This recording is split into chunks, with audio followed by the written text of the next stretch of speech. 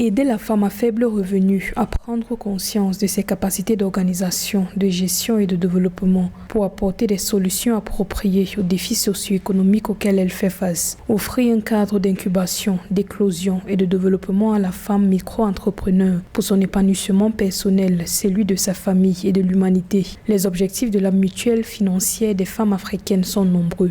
Les membres de la MOFA se sont retrouvés le 18 novembre à l'est de la République démocratique du Congo avec le soutien de l'Union africaine. Plus de 400 femmes conduites par Espérance Bello, la présidente du conseil d'administration de la fédération MC2 MOFA, étaient du rendez-vous. Nous venons dire à ces femmes, nous venons dire à ces hommes, la pauvreté elle est d'abord mentale. C'est soi-même qui décide de quitter cette étape.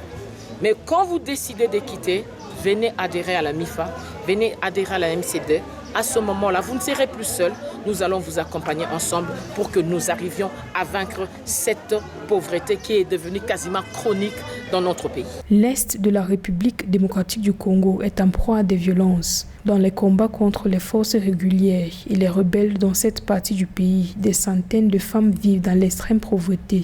Au cours de l'Assemblée générale organisée à Goma, les femmes regroupées au sein de la mutuelle financière des femmes africaines MOFA ont plaidé pour une mutualisation de leurs efforts afin de permettre à ces femmes en situation précaire d'améliorer leurs conditions de vie. On connaît toute la difficulté qui se passe à l'Est et je suis de cela convaincue que la femme qui est le socle de foyer, cette femme de Nord Kivu, de très faible revenu, si elle arrive à être accompagnée et avoir un pouvoir économique, croyez-moi, nos enfants ne vont plus les utiliser pour aller faire la guerre.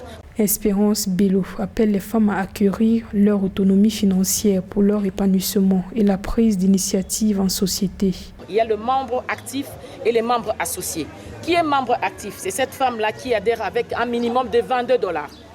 Comme pourquoi? Parce qu'il y a 10 parts constitue la part de la femme parce que chaque membre actif de MIFA, elle est actionnaire à la MIFA. Donc elle a ses parts, c'est pour ça qu'elle va avoir l'œil dans la gestion de la MIFA.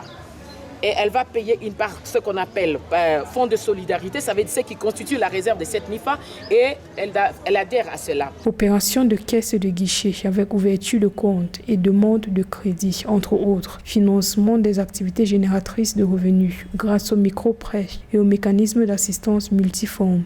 Ce volet de l'activité de la MOFA a permis la création et la préservation de centaines d'emplois directs parmi les femmes à faible revenu.